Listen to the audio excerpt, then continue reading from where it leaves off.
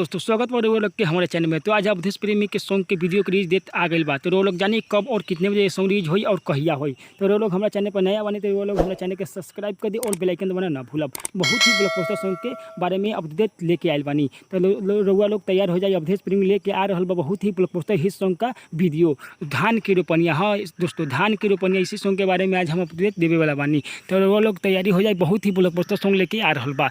इस song को लिखले बा राइटर राकेश। हाँ दोस्तों, राइटर राकेश इस सॉन्ग के लिखले बा धान के रोपनिया। म्यूजिक से सजैले बा बहुत ही ब्लॉकबस्टर डीजे विकास धूम मचा देवे वाला सॉन्ग बा दोस्तों।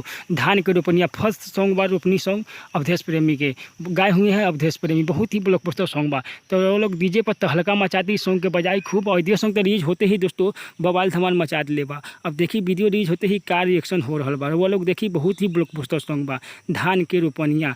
बहुत ही हिट सॉन्ग बा। वीडियो 4K में फुल HD में रउआ लोग के बन रहा बा 4K में। बहुत ही ब्लॉकबस्टर सॉन्ग अवधेश प्रेमी के।